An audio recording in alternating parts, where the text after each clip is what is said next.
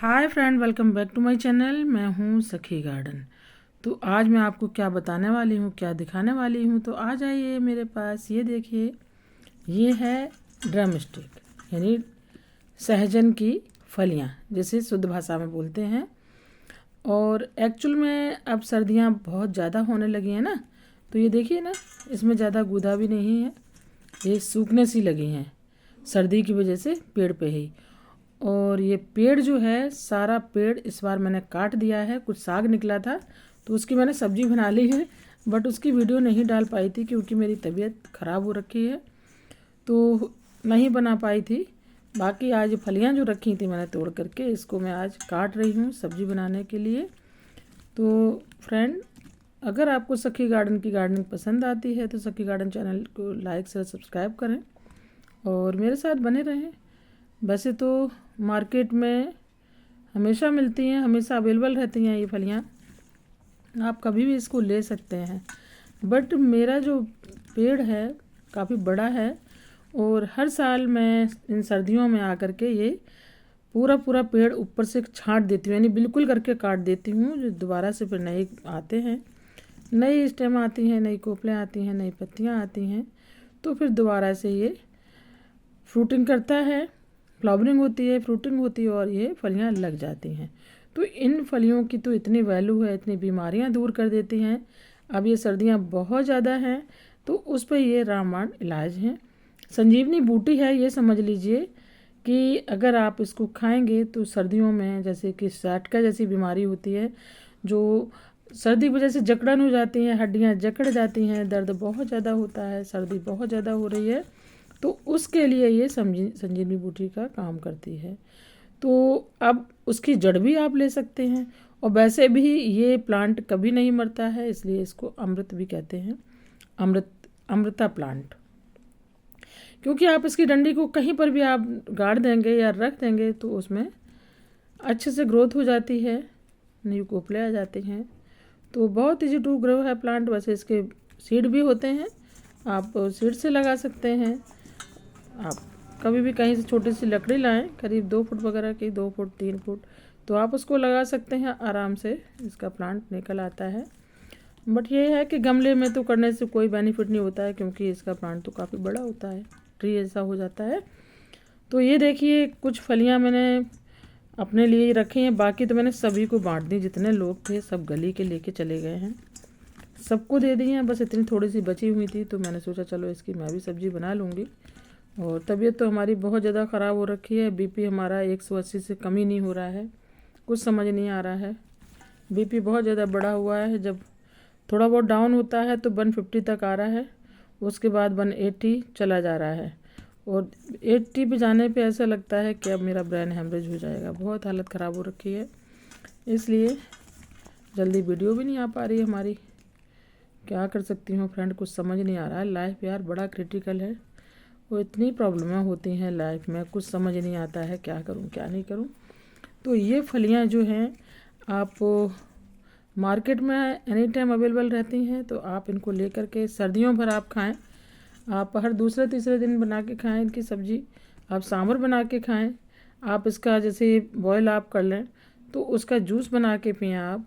जैसे काला नमक है, जीरा है, अजवाइन है, इन सबको पीस लें हल्का सा रोस्ट करके, और फिर आप इसके जूस में डाल करके आप सुबह शाम पिए, तो आपकी ढेर सारी बीमारियां आपकी दूर हो जाएंगी।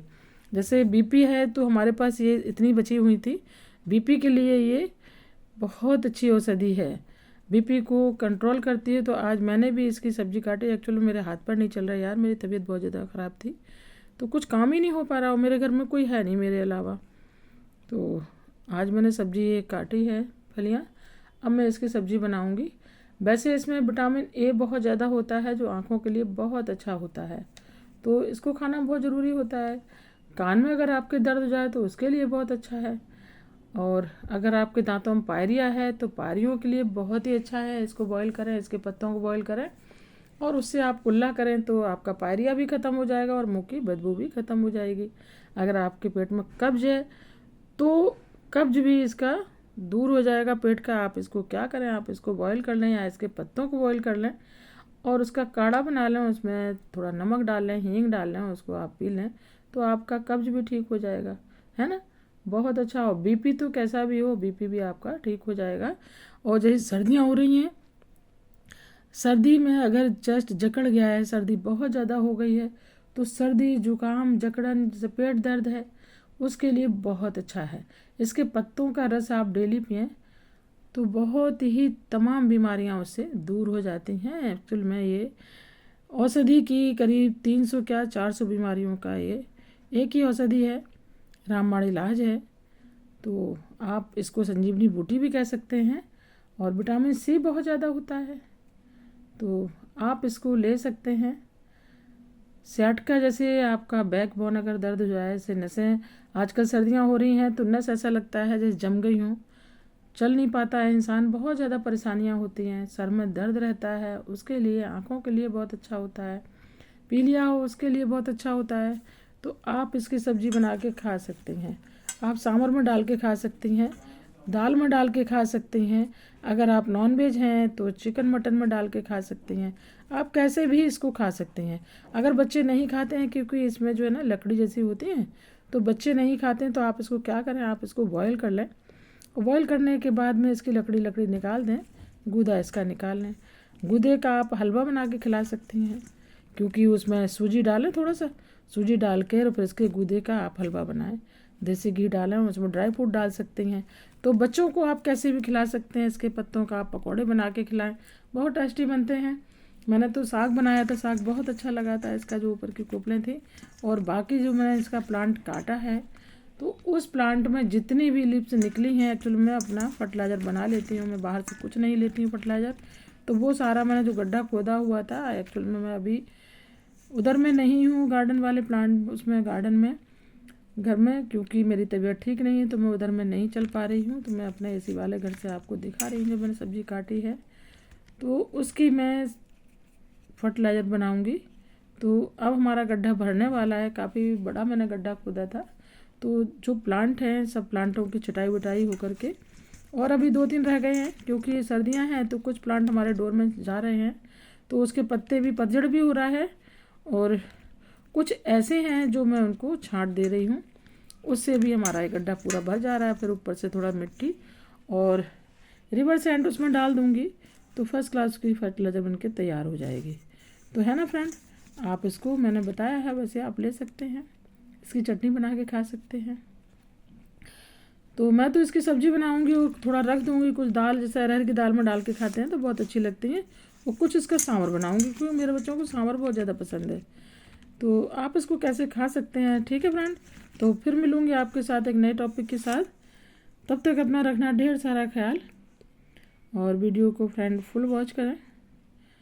मैं आऊँगी, आप लोगों की वीडियो पर भी आऊँगी। एक्चुअल में तबीयत ठीक नहीं है, बिल्कुल माइंड काम नहीं कर रहा है यार, बीपी बिल्कुल भी डाउन नहीं होता है, बीपी बहुत ज़्यादा बढ़ रहा है।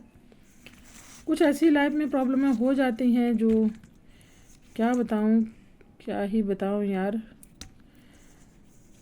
बस यही कहूँगी कि आप लोगों का सपोर्ट हमारे लिए बहुत अच्छा है, और ऐसा ही सपोर्ट बनाए रखें आप लोग। अब देखो ये है ना, जैसे इसको ये पकड़ रहे हैं तो इसमें ये इस तरीके से चिपक रहा है, ये तो है ना, ये बहुत अच्छा है।